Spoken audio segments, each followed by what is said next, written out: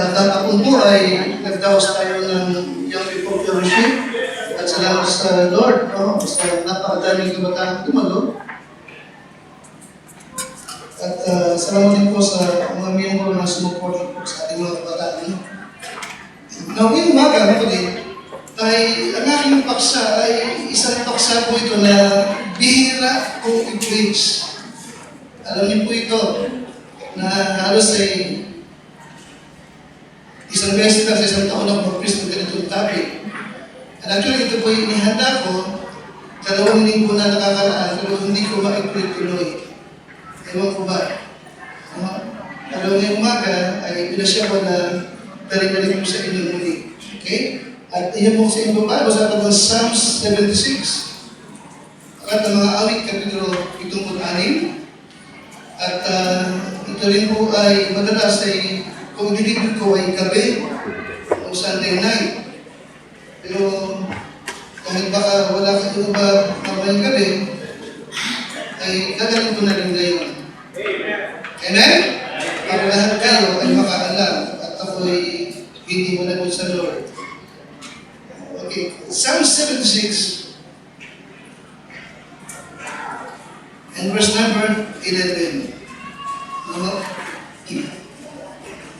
At ito po'y bunsod ng ating pangailangan. Amen? Alright, 76 verse number 11. Mahiyaan ako dito eh. Magandang topic eh. Minsan nag-iibat pa tayo ng iba. Bakit? Hindi ko makaya. Amen? Amen! Maganda kayo? Amen! Sige, verse 11. Tayo lahat. Sabi niya, verse 11. Ready? Basa. Bow and pray unto the Lord your God. Let all that be round about him bring present unto him the Lord to be feared. Alright, so ngayon mga, ito yung ibig kong maging pagsako natin. Commitment giving. Amen? Commitment offering. Now, again, listen. Ano sabihin ng commitment? Commitment means what? A total, steadfast dedication to God. Involving what? Loving Him with your whole being. Ano pa? Surrendering your what? Yung mga plano mo, hangarin mo sa buhay, sa Diyos. And what? Living in what? Obedience, okay? Pamumuhay na may pagsunod. Bagamat minsan ay may kahirapan. And because again, commitment is what? A total, buong tatag na paghahandog sa Diyos.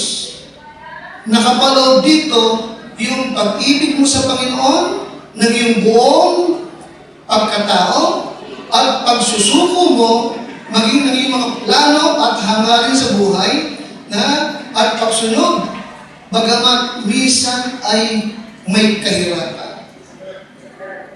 Commitment. Commitment. Now, take a look at commitment also is a conscious choice to follow the Lord. Pakalakas na? It is what? Alright. Tinimbang mo ang lahat.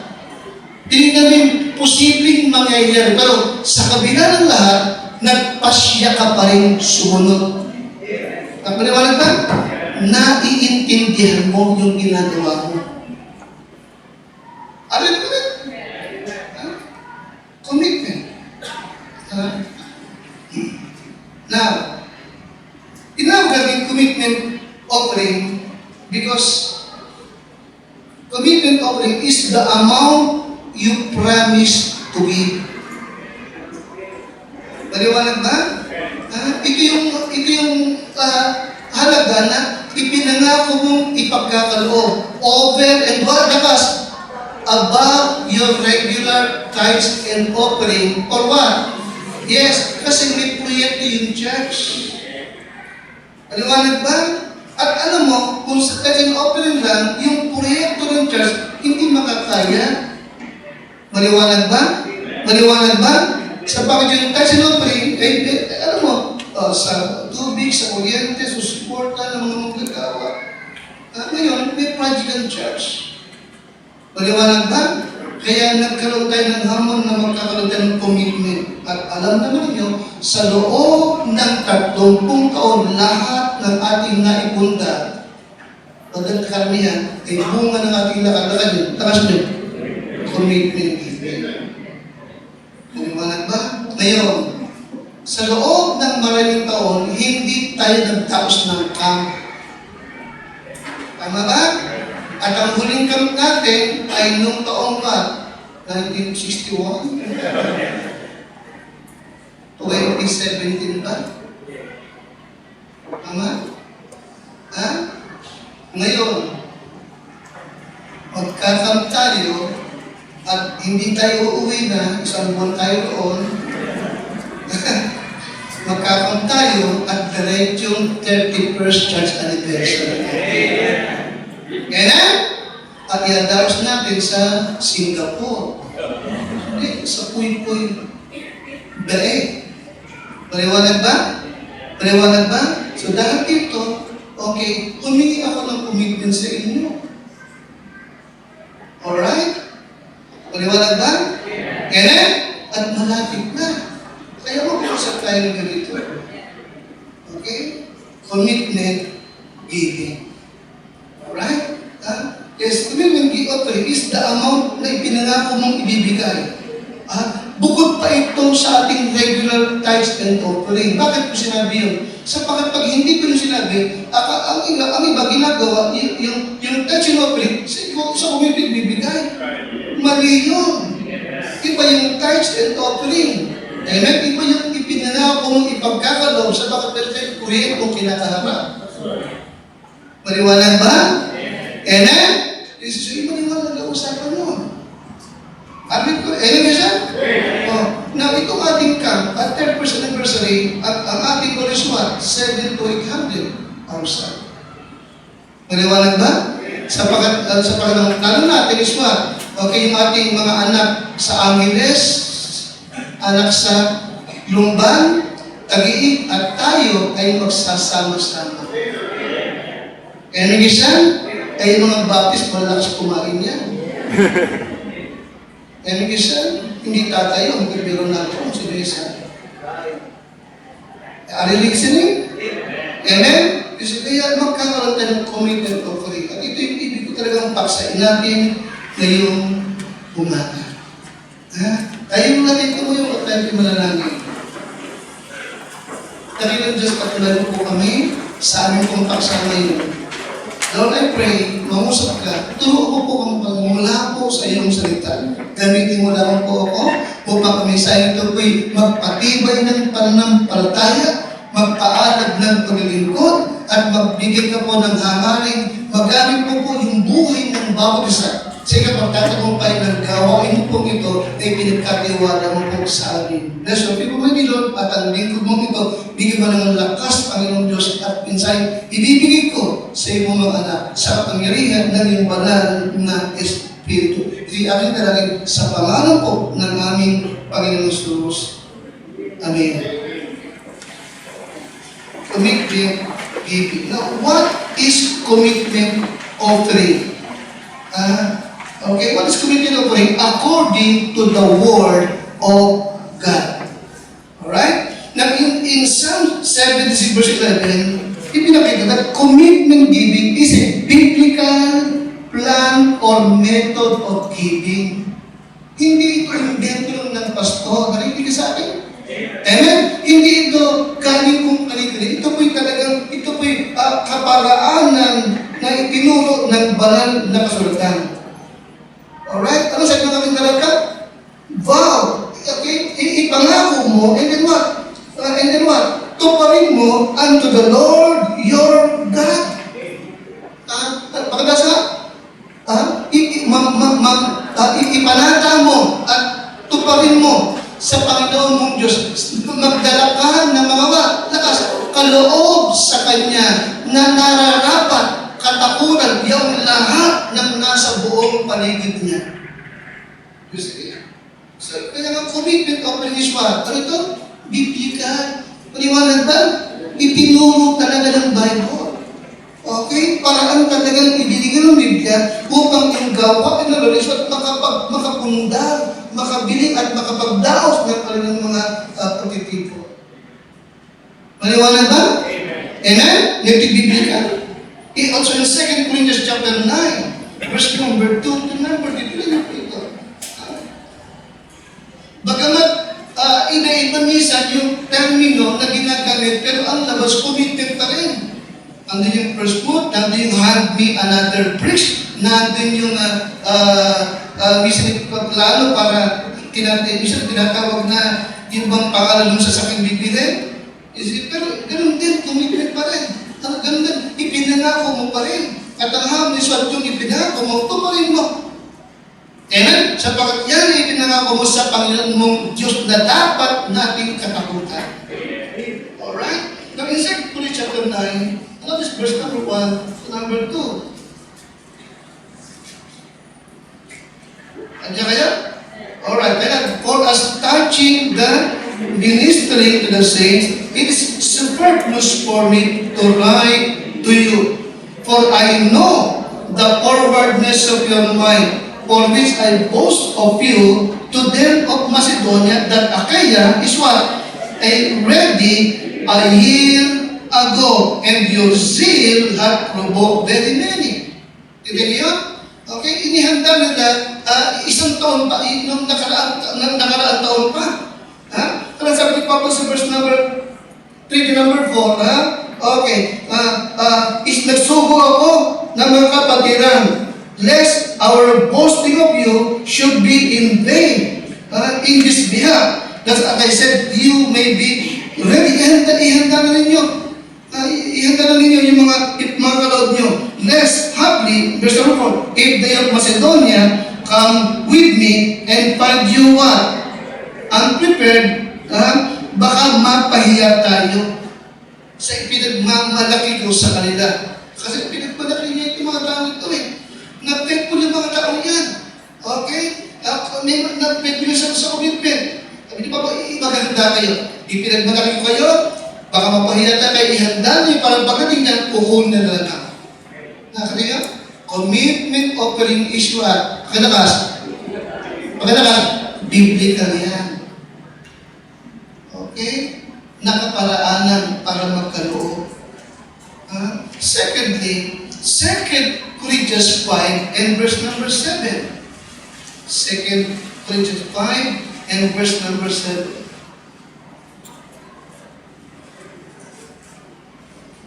Nasusunod niyo po ako? Alright, verse number 7. Pakitakas nga. Yes, for we walk by faith and not by sight. Alright? Ano ibig sabihin? Pangalawa, commitment giving is based upon faith. Pwede ba? Sapagkat nagsisilakad kami sa pamagitan ng what? Pananampalataya. Hindi sa pamagitan ng what? Paningin. Kasi pag nakikita mo na, hindi ka mananampalataya. No, sapagkat wala ka, Lord, bigyan mo ako. Para di ba ibigay ako? By faith ito. Ano yung ito? Amen? Ano yung isa? Commitment of God is based upon faith. Alright? Yes, alam kong wala kang kalahating milyon. Alam kong wala kang 70,000. Alam kong 1,000. Wala kang wala kang. Alam kong kaunti lang meron ka. Pero alam ko, meron ka bang pananampalataya?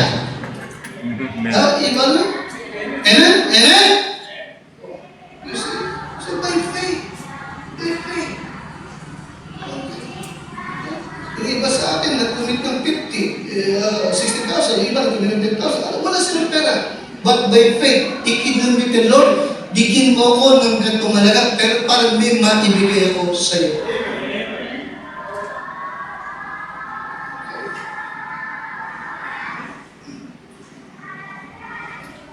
So, living of faith is based upon faith.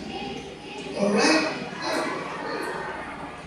Matthew 7:7, takas, ask, and it shall be given. And we shall. Amen?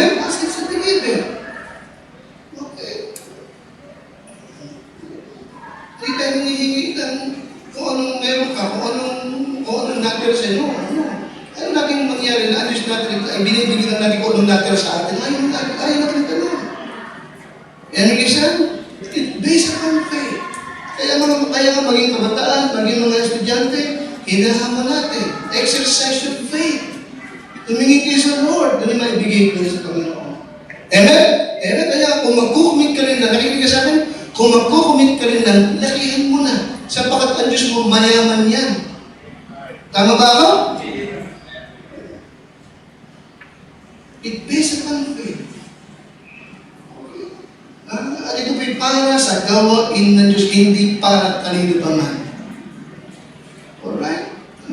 Nung nagsimula tayo, 1994 tayo nagsimula. 1995, na-organize tayo. Hindi mayaman ang mga miyembro natin. Alam na po niya.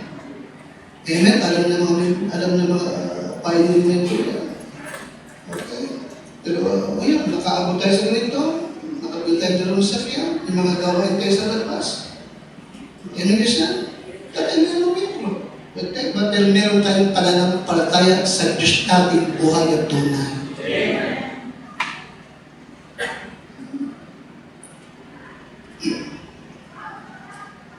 Yes, commitment offering is based upon faith. Right? Kaya I challenge you this morning, Christian, be faithful sa iyong commitment. Amen? Amen? Amen? And by faith, okay, be generous. Be generous. Alright? Sapagat subok natin ang aming Diyos sa loob ng maraming taon. Sa lahat ng ibinibigay, hindi tayo pinagkukulang ng ating Panginoon. Amen? Amen, Christian? Amen? And for 31 years, walang isang member natin makakapagsabi, naghihirap siya sapagat nagtapat siyang magkaloob. Maliwanag ba? Yung ating mga members sa Lumban, alam niyo, karamihan, mga taga-Baluban, hindi ba? Taga-Baluban. Okay. Anong trabaho ng mga taga-Baluban sa Lumban? Kawayan, di ba? Tsaka kamuting kahoy, binababalong sa bundok. Tama ba ako? O karamihan sa kanila. Okay. Alam naman ninyo noon, noong panahon na yun, kahit prayer meeting, dumagano sila. Tama? May mga dalang plastic na maliliit. Putik na putik ang mga paa. Alam naman yun, di ba? Alam niyo yan. Pag nag-uwian na, sabi ko, grabe. Puro lupa ang taas. Di ba? Kapag. Mahirap lang. Pero, yun, sa bakit mahirap sila, ang trabaho lang ay magbaba ng kawayan. Ano pa? Mga mote. Mga mote talaga. Mga mote lang. Tama? Isa pa nangyari, mga pastor, pagka-harvest na kami ng kamote, naunahan pa kami na magnanakaw. Tama? Wala na yun. Ngayon, may hirap lang. Okay. Kailangan bang turuan pa rin sila? Asahan pa rin silang magbigay? Isa ka pa rin, tinuruan ko pa rin. Nagturo pa rin na ng passion offering. Maliwanag? Tinuruan pa rin nila ng commitment. Bakit? Sa bakit nahiniwala natin, kapag hindi sila natutong magbigay, mananatili silang mahirap. Give and it's a give up. Give it. It is more blessed to give than to receive. Madalas doon, tuwing prayer meeting, no? Bago tayo magpunta, bibili muna ako ng tinapay. Hindi ba? Tinapakain pa natin. Kasi pag mananaw po sila eh. Tinapay tayo, tinapay. Hindi na. Amen? Sa pagkaramihan sa mga nasa mundo, nasa baba na. Dapat na. May maayos ng buhay. Bakit natutong magbigay?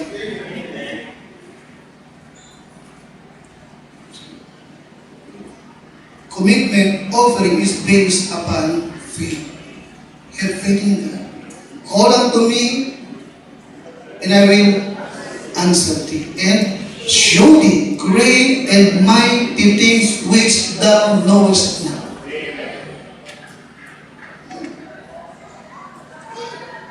And the commitment giving exalt the Lord. Commitment giving exalt the Lord. Amen? Okay naman ito ko yung mga taga-Baluban, yung mga mahirap at member doon sa Lumban. Amen? Ngayon, sino nag-glorify?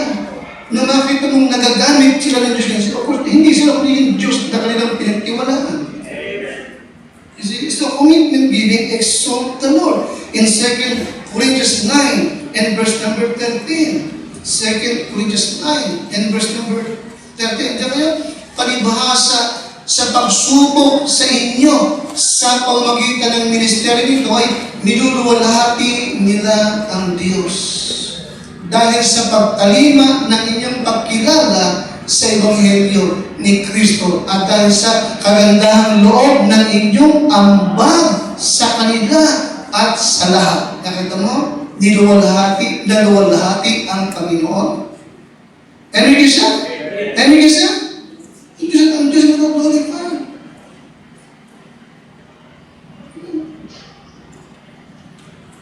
As God supplies, no, the means para may maipagkaloob, ang Diyos ang siyang napapapurihan.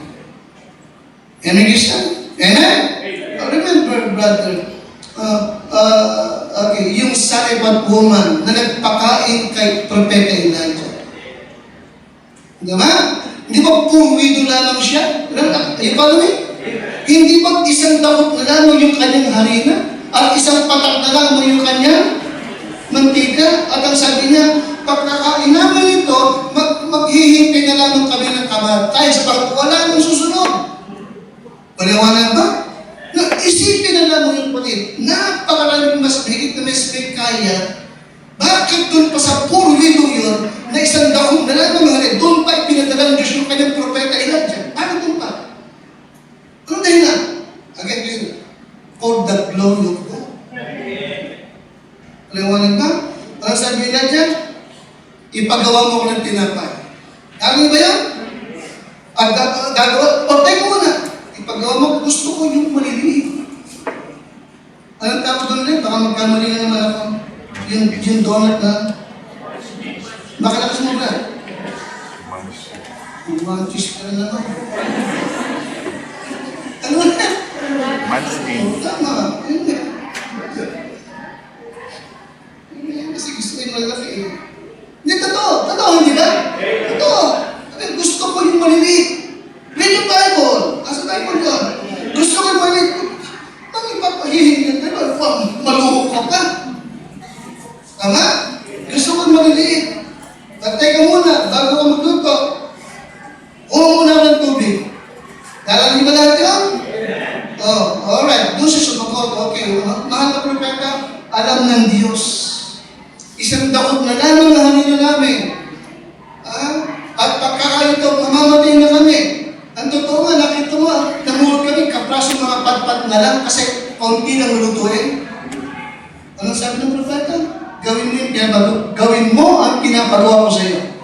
Amen? Buhay ang Diyos! Buhay ang Diyos! Hindi niya itutulog na mauubos ang mantika mo at ang iyong harina. Di ba naman? O kaya mula ang Diyos natin. Totoo nga nangyari.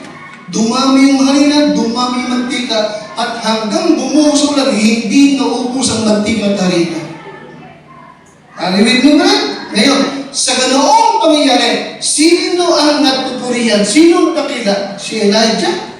Yung Sarephat woman? Sino? Yung Diyos na nagbigay ng pagpapala.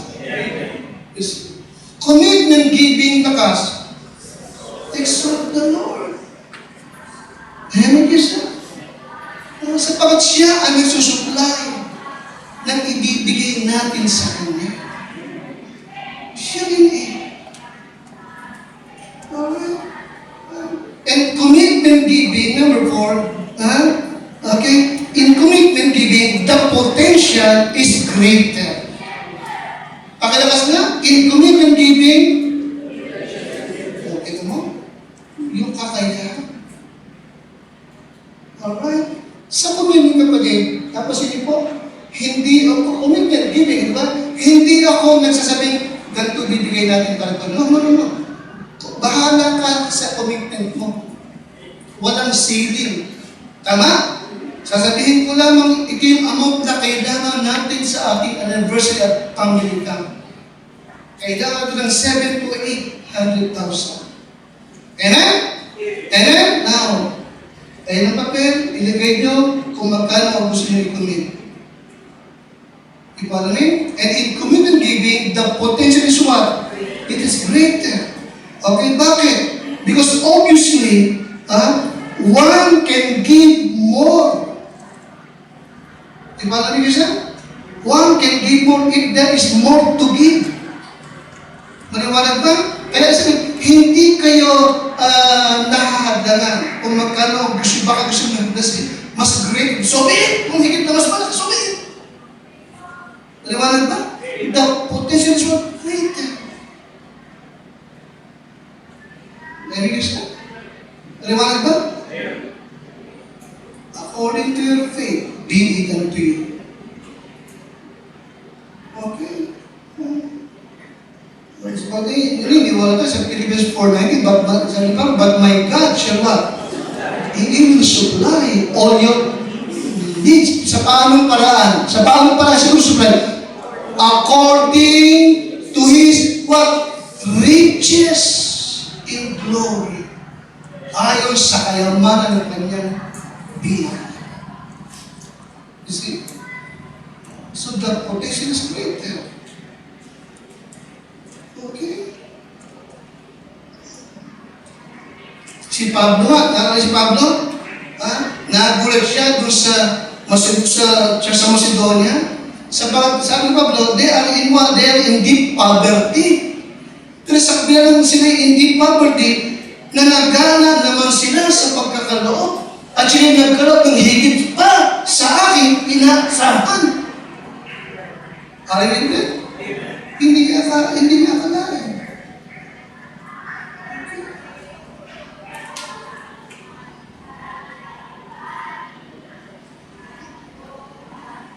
Number 5, in commitment giving, it brings more people into the giving picture.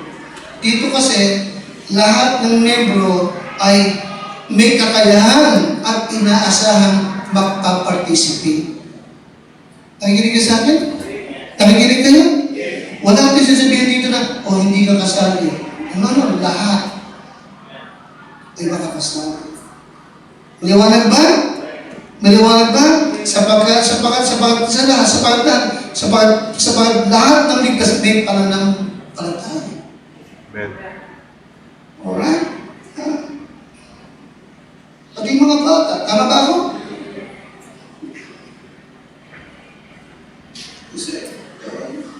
Sige naman, itong mga bata ito, tinuturuan mo mag-pray, tinuturuan mo mag-share. Nakikinig ka sa akin? Tinuturuan mo magbasa ng Bible, tinuturuan mo umawi. Tama? Turuan mo rin magkaloob. Hanggat bata ka, tama? Turuan mo rin. Yung ako mo, ito si Shion. Ito may offering mo punta rin ko. May dalang offering ng namin niya.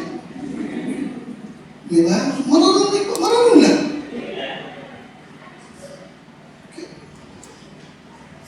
So commitment giving brings more people into the giving picture. Okay? Mahirap ang mayaman. Kasi binanggit ko ngayon, di ba? Okay. Kasi minsan, di ba naging tanong, yung bang mga mahihirap dapat pa rin magbigay? Yes. Amen? Amen? Sapagat ang giving, gaya ng commitment, hindi ito pangmayaman. Di ba? Aking Christian, we give, not because we are rich. We give because we are Christian, we are saved. Amen? Huwag hindi kakalimutan, Diyos ang unang nagbigay. Tama? Kung ang Diyos ay hindi nagbigay, wala tayong lahat dito. For God so loved the world that He gave His only begotten Son. Amen, siya. At yung anak, nagbigay naman ng kanyang buhay para sa atin. The Bible says, the Son of Man is come, hindi para siya paglingkuran, kundi upang maglingkod. And then what? And He gave Himself a ransom for us. Amen? Siya yung unang bigay. At binigay kanya, buhay pa niya. Tayo naman, Salapin na. Nakikinig ka sa akin?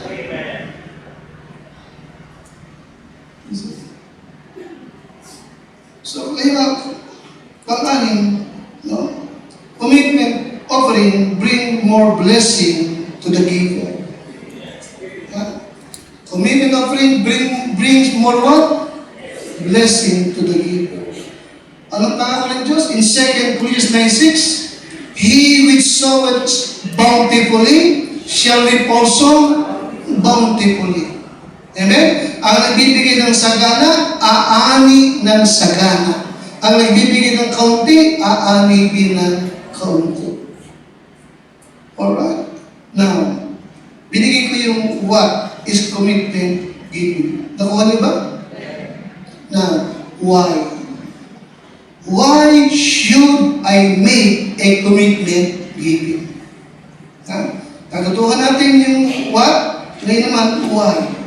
Why should I make a commitment offering? Of course, number one, to prove or demonstrate our love for God. Liwanag ba? Upang ating patunayan at ipakita yung ating pag-ibig sa Diyos. Nakikinig ka sa akin? Are you listening? Ha? No. Kung isa-isa ko kayong tatanungin, do you love the Lord? Meron kayong sasagot dito na hindi. Ha? Do you love the Lord? Prove it. Sapag ang Diyos kung siya umibig, naghandog ng kanyang sarili. Are you following me, siya? In 2 Corinthians chapter 8, verse number 8, sorry, 2 Corinthians 8. Okay, tayo po lahat. Ikalawang Korinto 8. I speak not by commandment, but by occasion of the forwardness of others, and to what? To prove your what? The sincerity of your love. Nakita mo? Oh, you see? Oh. Dito nasusubok, di ba? Yung ating pag-ibig sa Panginoon. Na maging sa verse number 24. Tingnan, 24. Ready? Wherefore, show ye to them, and before the churches, ipakita ninyo sa kanila at sa harap ng mga iglesia ang katunayan ng inyong pag-ibig at ng aming pagmamalaki sa inyo. Nakita niyo, maliwanag ba? Why? Bakit tayo dapat magbigay ng commitment offering? Bakit? Number one? To prove or to demonstrate my love for God. Ano yung kasabihan? You can give without love, but you cannot love without what? Without what? You can give without love, but you cannot love without?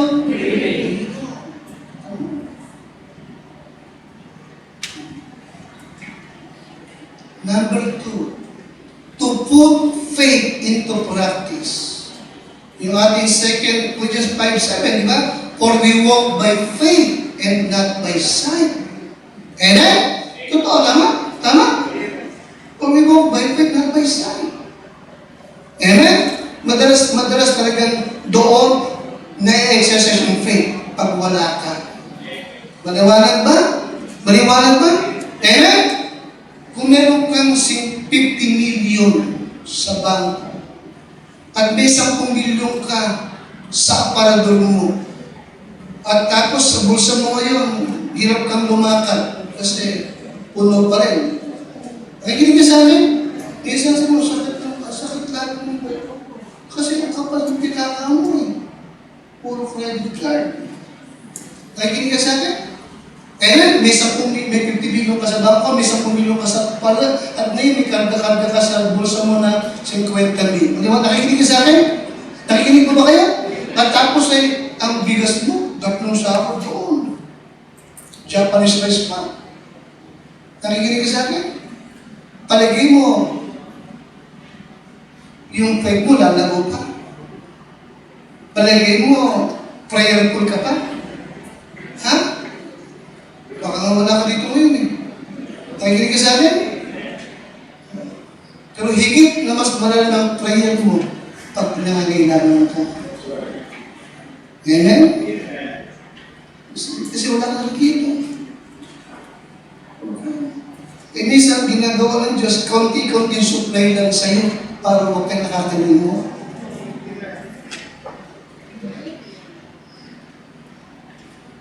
So why should we make a commitment of faith? To food faith into what? To food faith into what? Alright, doon na-exercise yung ating pananampalataya. Maliwanag ba? Maliwanag ba? Lord, nag-commit ako ng 30,000. Lord, nag-commit ako ng 50,000. Bigyan mo po ako. Alam mo po yung pangailangan namin. Amin po, meron kami family ka. Meron po kaming celebration ng aming church anniversary. Nakikinig mo ba kayo? Bigyan mo ko na gusto kong maibigay ako. Amen, Islam? At doon din na-exercise yung katapatan mo. Faith and what? Faithfulness. Amen? Na humingi ng 50,000, binigyan ka ng 50,000. Ngayon, ang gagawin mo? Bibili ko po na. Sige, binigyan ka, bigyan mo. Para bigyan ka ulit. Nakikinig kayo?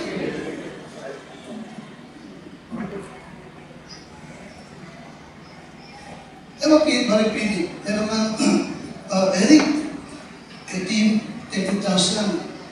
Ibili mo ako ng, anong gusto mo pabili?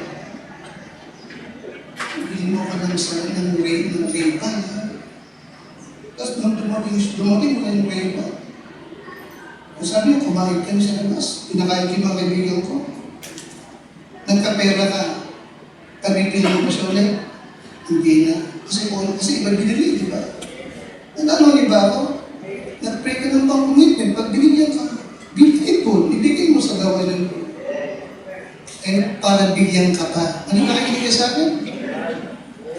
Isang Christian, isang Catholic. Ang tapat sa kakaunti, tapat sa marami. Kung hindi ka magtatapat sa kakaunti, bakit kanya pagtitiwalaan ka ng marami? To put faith into practice and to follow the biblical example of faith giving. Alright? Nakita natin yung halimbawa ng poor widow sa Salipa.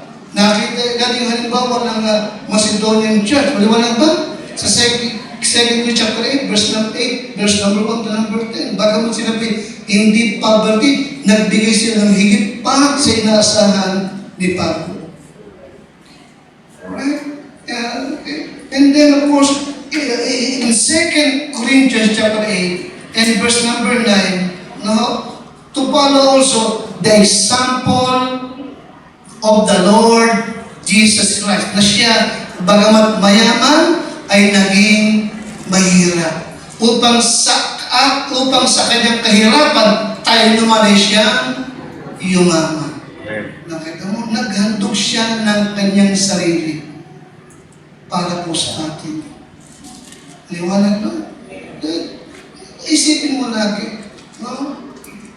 Na yung ating Diyos, hindi niya ipinagkait maging yung kanyang sariling buhay. Okay, bagamat siya'y mayaman, naging mahirap, maabot ka lamang. No, isip mo pa rin, okay, magagawa bang ipagkait sa Diyos yung katapatan mo, sa Diyos na hindi nagkait ng kanyang sarili para sa iyo? Hindi mo magagawa. Naliwanag ba? Isipin ko na lang. Yung buhay niya, inihandog niya para sa akin. Ano bang hindi ko kaya ihandog para sa kanya?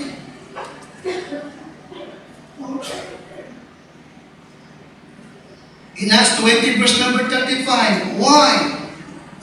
Panglima, to experience the blessing of the Lord Jesus. Alright? Na siya nagsabi, it is more blessed to give than to receive. Pakalakas nga? Acts 20:35. Pakalakas nga? It is more blessed to give. Alright. Narisip niyo siya? How can you prove? Paano mo mapapatuloy itong pangako ito kung hindi ka magkakaloob sa Panginoon? mag-isa, itong pangako ito ay pangako niya sa mga faithful giver. Hindi kung kanino pa man. Okay? Higit na mas papalad ang nagbibigay kaysa sa tumatanggap. Alright? Huh? And then, also verse number 6, to encourage others in the grace of giving. Okay? To encourage others in the grace of giving. Okay, in 2 Corinthians chapter 9, verse 1 to number 2, balikan po natin. Tapos na po. 9, 1 and 2. Alright, that is verse number 2. Kailan? For I know, pakilakas po sa likod, for I know the forwardness of your mind, for which I boast of you to them of Macedonia, that Achaia was ready a year ago, and your zealous work had provoked very many. Kita mo? Yung katapatan nila ay nagsibing udyok upang yung iba magkaroon din. Ano siya? Nakikinig niyo sa akin? To encourage others in the grace of giving. Sister Rochelle, yung, ano yung siya, no? Sister Eva, ay ba, ano? Yung ating gawain sa Angeles, nung dating natin ito, ang offer nila ay 2-3. Doon lang. 2-3. Okay. Pero hindi na nakaraan, maabot na sila lampas ng 6. Kaya malaki na offer rin. Dati, si Martin, 1 lang bigyan, ngayon ay malaki na. Kaya mag-aasawa yun eh. Malaki na. Yung ating magagawa na malaki na yung pagkakanyang support. Ito, titigilan na namin. Diba? Now, alam yung dahilan kung bakit tumaas? Nakikita nila yung giving ng church sa Santa Cruz. Nakikita nila yung support na natin sa kanila. Naging hamon tayo sa kanila. Alam din sa commitment giving. Okay. Nakita nung nakapagkaloob siya, kayo ko yung magkaloob. Maliwanag ba? Meron kang faith, meron din akong faith. Nakikinig ka sa akin?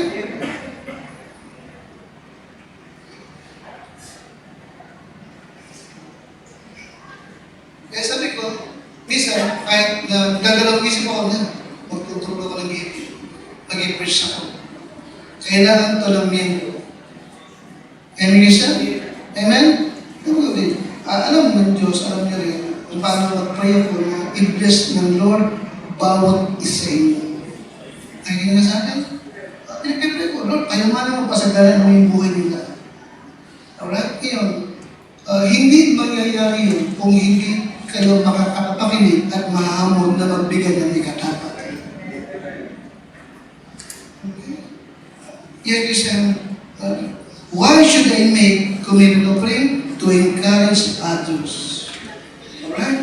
And number 7, to bring glory to God.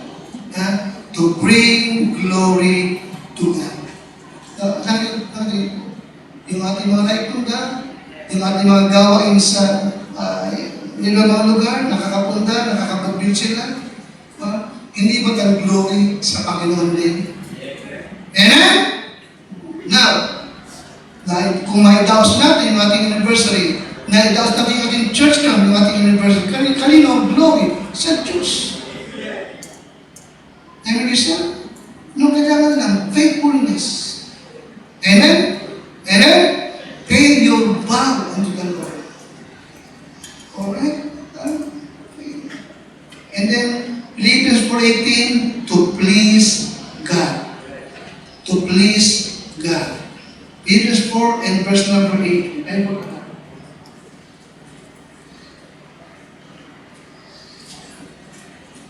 For 18. Tayo po lahat. Ready? But I have all. And what? Abound. Dati na kayo? Philippians 4:18. But I have all and abound I am full, and having received of Epaphroditus the things which were sent from you, an odor of sweet smell, a sacrifice acceptable and what? Well pleasing to God. Anong tinutukoy ni Pablo? Yung kanilang kaloob. Yung kanilang turong pinansyal sa gawain na kanyang natanggap. Anong sabi ni Pablo? Ha? Ano ito? A sacrifice, pakalakas, acceptable and what? Well pleasing to God. So why should I make a commitment of faith? Why? Pakalakas, to what? Pakalakas, to please God. To please God. Hindi ko nabanggit yung sa isa pa yung to build my account in heaven. Diba? To build up account in heaven. Okay, ano sabi ng Lord? Huwag kayong mag-impok ng kayamanan dito sa lupa. Bakit daw? Bakit daw? Ninanakaw, nasisira, kinakalawang. Ano sunod? But lay up for yourself treasures in heaven. Liwanag ba? Doon kayo mag-ipon na yan. Paano ako mag-iipon ng kayamanan sa langit? Saan ko i-deposito? Ano sabi Lord? Saan tayo mag-iipon ng kayamanan? Saan tayo mag-iipon ng kayamanan? Sa heaven. Eh, paano ako mag-iipon doon? Saan ihulog? Saan bangko? Saan bangko kilalagay? Sa church. Sabagat ito yung kanyang body. Amen, person? Amen? O this morning, ang tanong ko, may commitment ka na ba? Lagi kayo? Nakapag-commit ka na ba? May commitment ka na ba para sa ating camp anniversary? Meron na ba?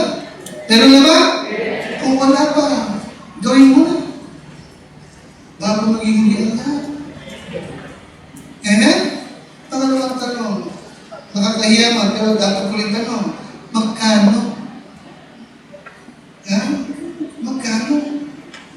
By faith yun, mama? By faith yun eh. Magkano kaya kung by faith? It is obedience sa gawa ng Diyos. And then be faithful. And understand? Be faithful. Don't delay. Okay, tayo natin tumayo at manalangin. Panginoon, i-deliver ko po sa iyong church, sa iyong mga anak, ang mensahe ito na naniniwala